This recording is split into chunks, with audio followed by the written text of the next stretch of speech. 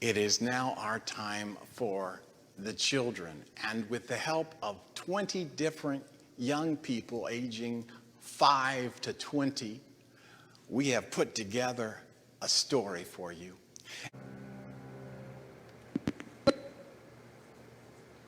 Boys, we have a wild story for you today. It's about a man named Joseph. Not Jesus' dad.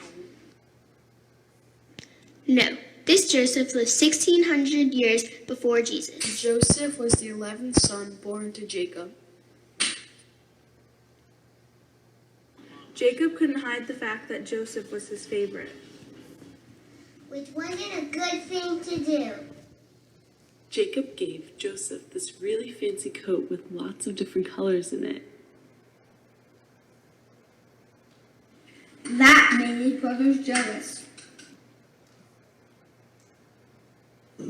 Also, Joseph had this gift given to him from God. He could interpret people's dreams. Sometimes Joseph could predict the future by these dreams.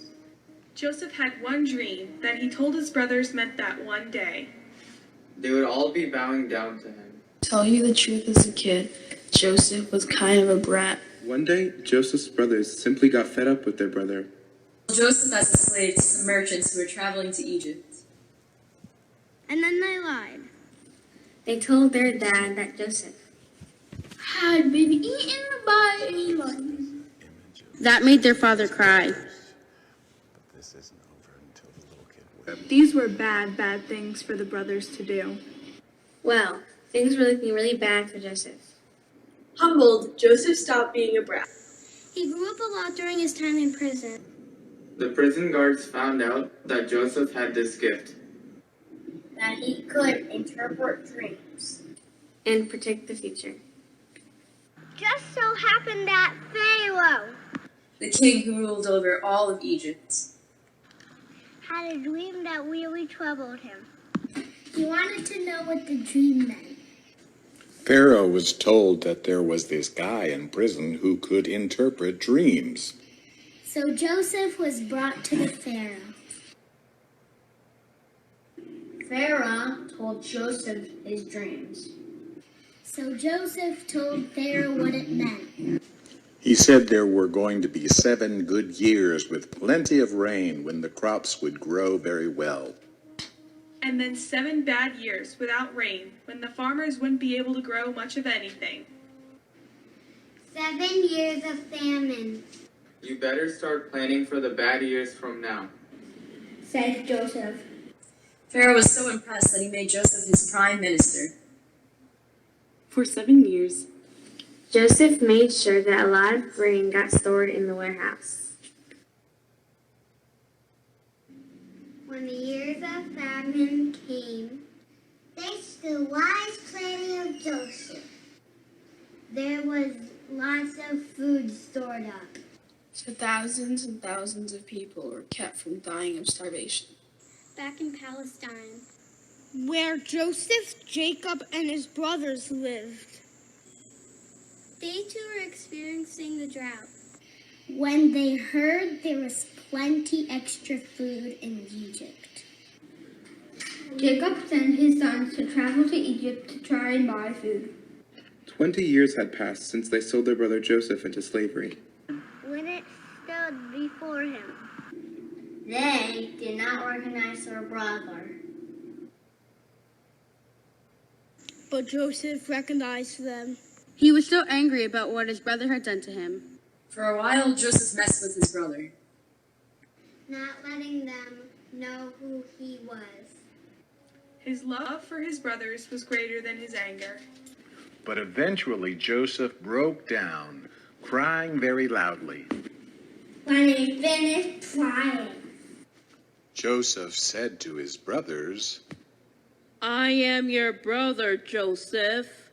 I'm the one you sold into Egypt. But don't be upset, and don't be angry with yourselves because you sold me here.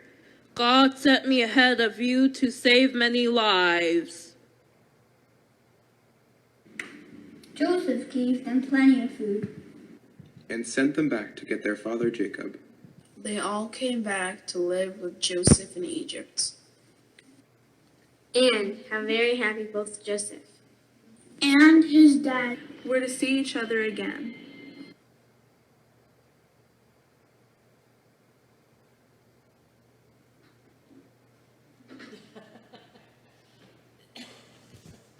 So, what does this story have to teach us? A couple things. First, don't sell your bratty little brother or sister into slavery. Don't do that.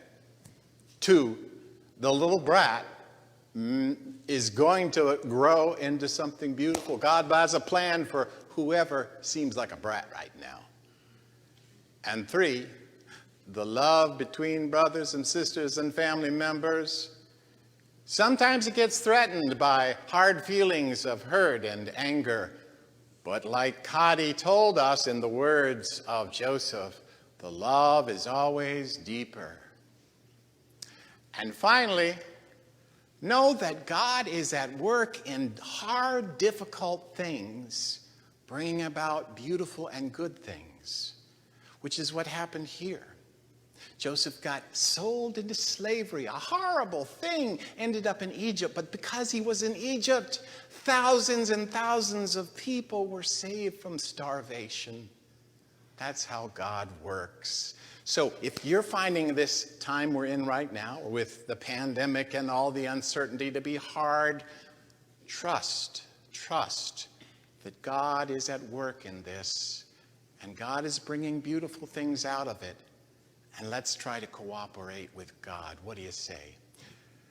And what do we always say at the end of our time together with the children? There's always room in the circle. And now we will be blessed with a beautiful anthem to the glory of God by our own Daryl.